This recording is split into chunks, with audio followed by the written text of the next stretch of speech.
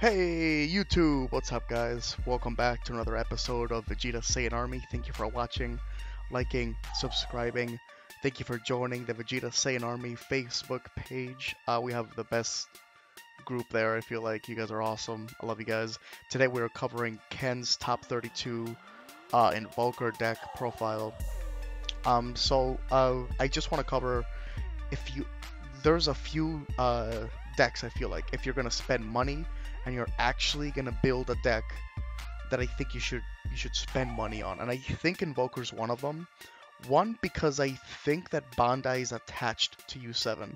I don't, even if they make them like too powerful, I see Bandai like this deck I don't think is gonna get too power crept. I don't think it's ever gonna die.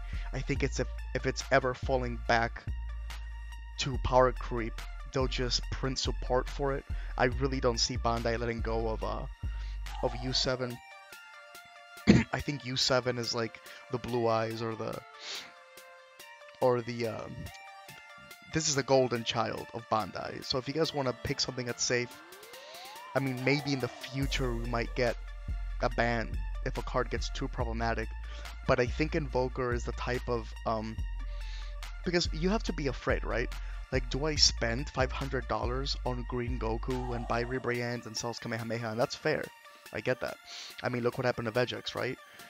But honestly, what do you guys think? I think that if you spend a lot of money in Invoker, I think it's safe money. I think it's safe to say that Bandai loves this archetype. We know they said before they're never going to ban the Victory Strike, the OG one. And I can tell they love this deck. And let me tell you, if you're playing this deck, you have to be playing Rival Seeker.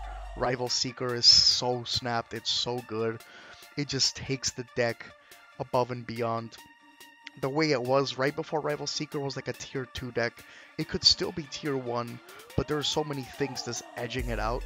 But Rival Seeker just gave it everything it needed. It needed the combo power. It needed the red-blue for the arrival. It needed something to get the battle cards back from the warp. It needed something to do everything sooner. It just gave the deck everything it wanted.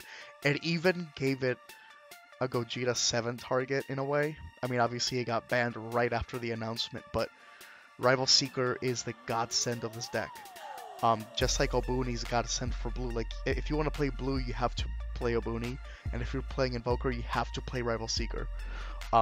So today I'm just going to show you guys how to play against other decks if you choose to make the Invoker deck, what to look out for, and I'm going to go right into his list. Ken, congratulations, you did awesome with this deck, and I've been trying it with him. We, as part of VEGETA'S Saiyan Army, we tried to make it work with this guy. You know, we really did, but Goku's so insane. Goku's so much better at it.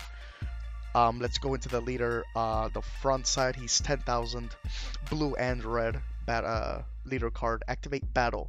When this card is in a battle, choose one extra card in your hand and place it in the drop area.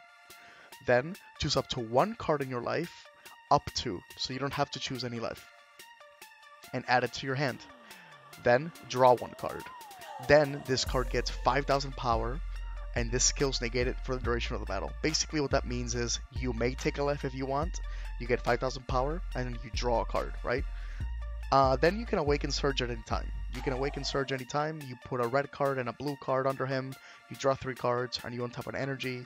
And then you go to the front side, the back side, which is 15k, still blue-red.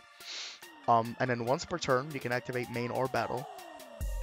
If your life is at 5 or less, you can either, if you have a Universe 7 card in play, you draw a card. Then your opponent reveals their hand, and then you choose up to one extra card or battle card with 35,000 power or less from their hand and put it in the drop area, or you can choose up to 3 multicolor extra cards with different names from the drop or the warp and add them to your hand. Great, so let's go into the deck quickly here. And there's a lot of plays that are relevant to those effects, so remember that. Here we go into the meat and potatoes of the deck.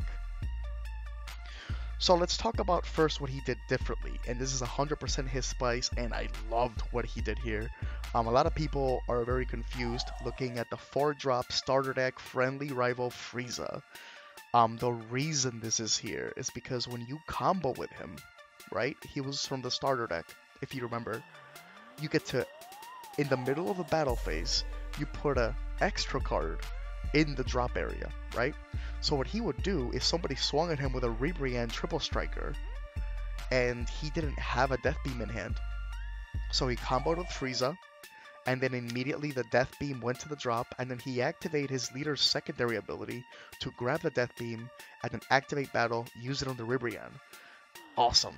Frieza's really good because he gets your extra cards in a drop area easier in order to use the activate main to put him back in the warp and draw a card. It just works really well with the deck. It doesn't sound great. Sometimes you read a card and they don't sound great, and then you just play them and you're like, oh my god, this is so helpful, and it just helps the deck move along, right? Again, this isn't the end all be all. You don't have to use this card. I always say this, but putting it in your radar in order for you to have that little toolkit, and now you know that it's a card, now that you know it's a thing, and now you know that you can use it, and it's really awesome to use this card with Emperor's Death Beam and with the leader effect, right? So as we all know, with the Invoker cards, I'm going to go into it quickly. Invoker is an ability in which you can use blue, red, extra cards for 1 energy, as long as that 1 energy is red, blue. So the 3 drops, the 4 drops are really 1 energy, as long as you have Vegeta on board. Obviously, we have him at 4, Condemnation at 4, Death Beam he put at 3 right here.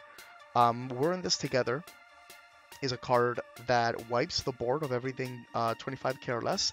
We actually put an extra one on the sideboard because board wipe is getting more relevant. So he has the 2 on the main board and then the 1 on the sideboard. The burn pack, he's going with the burn package on the main board. He's got the catastrophic blows, 3 ultra instincts because he usually sees them in hand by the 5th turn, so it's all good. We're going with the Apex Victory Strike. Okay, so let's see here. Apex at Rival Seeker at 3. Terminal Power at 4, and the Whis at 2. Dimension Magic is so amazing in this deck. Some people don't run D-Magic. I don't know. I've seen lists legitimately that run. If I'm to give you one advice, is to please run Dimension Magic. The card is so good in this deck. Some people aren't using that negate in Invoker. I don't know how. Senzu Bean as well. When I build a blue deck, Bean and Magic are at 4. That's the first thing I do, even if it's an Invoker deck. Sleepy Boy is incredible. You draw 2 cards. It just basically replaced Tyranny's Cost in the deck. You draw 2 cards and you bounce a card back to their hand. This can be a huge bomb that you bounce. But again, for 1 energy, it's really plus. And that's what the deck does. It does important, heavy, powerful things for very cheap. It's the best deck in the game in a lot of ways. It can be so defensive. And the burn life is so insane. So let me explain to you guys why he's choosing Zeno. I choose Beerus because I get to play the cooler. But Zeno, there is no better. You know what I'm saying? Like, Beerus does one thing, Zeno does the other, and what Zeno does is just a snapped. And there's no wrong answer. There's 2 ways to take the deck, and I love the Zeno. I remember I was arguing with him, like, hey man, you should use the Beerus, and he's like, no man, I'm telling you. And then he showed me the Zeno in a game, and I was like, oh dude, that's awesome. So what the Zeno does is you can play it for 1 and draw a card, and then when you combo with him, he flops an energy back to your hand, and then you can place one there. So let's say turn 1, you charge like a mono blue. You can put the red blue back in your energy with Zeno's effect. So like people would shotgun for a game against him, and he could just use the Zeno super combo and like just flop the energy that he needs, whether it be a super combo or like a royal condemnation, and he used it so masterfully. I was watching him do it, and it was sick. I love the effect that Zeno does. I love that he has the draw 1 ability early on. I think it's really relevant against the green Goku and all the hand destruction going on. And it still has the secondary ability of untapping the way Beerus does. So in a way, it edges over Beerus because of the ceiling being so much higher, because he can actually draw you a card. Obviously, I like the Beerus because I'm in love with Cooler. The Cooler Arrival card is one of my favorite cards in the game, period. But the Zeno, I totally see why he uses it, and I agree it is better at what it does.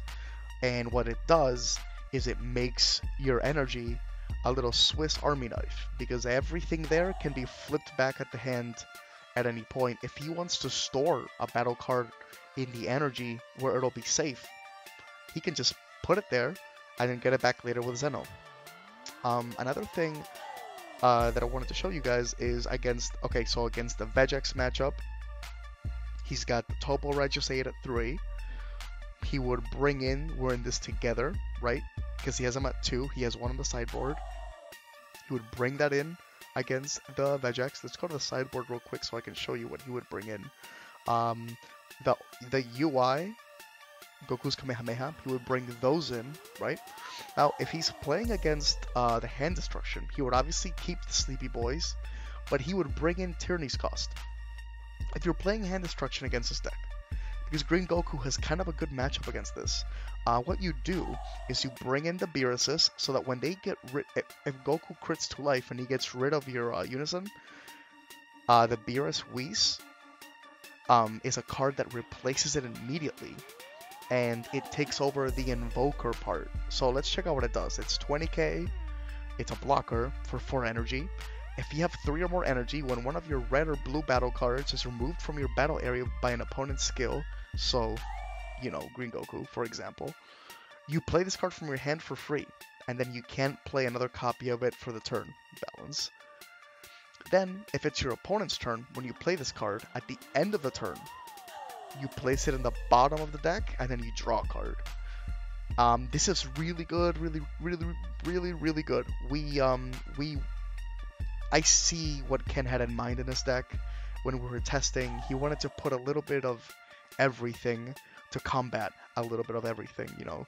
When we go to a major event, we test it a lot, we test it against everything, and he had that in mind 100%, and I can see why he's making all these decisions. They're very good decisions, very good tactical options he has here. So the Tyranny's Cost, again, comes in for the hand destruction matchup. It's for 1 energy, you draw 2 cards, and then your opponent has to drop cards until there's 10 cards in her hand. The Beerus and the Whis, again for Green Goku, or any sort of deck that could have removal, because they could keep your Invoker alive for the rest of that turn, right? And it draws you a card when he comes back. Against the VEGETA'S, we're in this together. Against anything like the mirror match, I did tell him that the Emperor's Death Beam, like sometimes against the mirror, I'll literally tap 3 against, I'll tap 3 for Emperor's Death Beam to get rid of a Unison. This is a little more tactical.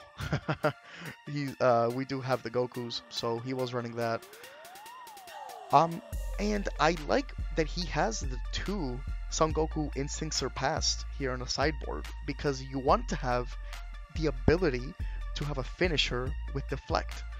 And this card just attacks as many times as you want it to. It's a triple striker. It's very good. So again, against VEGETA'S, you can pivot this deck to be a little more defensive. Against Green Goku, you know what it does. Against the Green Goku or any hand destruction, when they make you drop a card, he could drop the Catastrophic Blows, the Emperor's Death Beams, and the Royal Condemnations, because they have a secondary effect, where obviously you can use the Terminal Power Arena to reveal the top card of the top 3 cards of the decks and stack them. And then from the drop area, he would use the Emperor's Death Beams and the Royal Condemnation and the Catastrophic Blows secondary abilities to reveal the top deck. And if it's an extra card, draw it. So he would replenish his hand with those extra cards. And it just goes to show you that just because you have a bad matchup, it doesn't mean that it's done. You have to play against that bad matchup. I would say the game is in a triangle right now, maybe an octagon even, or whatever shape the fuck is going on. Because we have Green Goku, right? And Green Goku has, I would say, an okay to good matchup against Invoker. Invoker, though, has a really good matchup against Shin Shenron. And Shin Shenron has like a good matchup against Green Goku. But then there's also VEGETA'S, right? Who's kind of getting everybody in there. There's also Green Gohan. So you have to think about each of these decks, you know? when you make a deck, you want to at least be able to beat one of these decks consistently. And what I like about Invoker is that he can pivot very well. He can pivot against all of these decks. He can spar up against the best of them. Against the Green Goku, another great thing you can do is just hard mulligan for the secret rare and just hope it doesn't get Cell's Kamehameha out of your hand. The secret rare is great because it turns off not only the field, but it turns off the leader effect. Keep that in mind, guys. If you're playing against Green Goku, the secret rare turns off the Green Goku effect. That means that when he swings for Victory Strike, they can't crit to life to wipe the board, because that ability is now nulled. It's done. Can't do anything with it. So this Victory Strike is going in for game.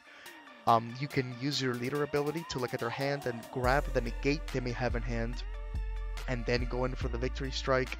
Like I said, this deck has the ability to go up against anything, you know. If you'd like to pivot a little bit more aggressively, you can use the Beer Super Combo into the cooler to neg some things, ignoring barrier, little weenies, and then you can have an early 20k double striker, right? This gives you mild removal, mild mid-range aggression. The deck can pivot into anything. Honestly, this deck is amazing. The only thing it doesn't do very well, and I think the weakest part, is early aggression, maybe. But, I mean, that's what the Senzu Bean's there for. That's what Topo's there for. If you're gonna spend money on a deck, right? Like, I could tell VEGETA'S was gonna get banned. I said it on this channel, you guys know it. Like, I even called how it was gonna happen. I said it was just gonna be the U3 stuff. I mean, anyone could have seen that coming. And you can use common sense. Sometimes when a card is too broken, you know when something's gonna get banned? I'll tell you right now. When it's something broken that doesn't belong in the archetype it's in, right? So when it's like swap in a Hirudegarn leader, like why would Hirudegarn be playing with that?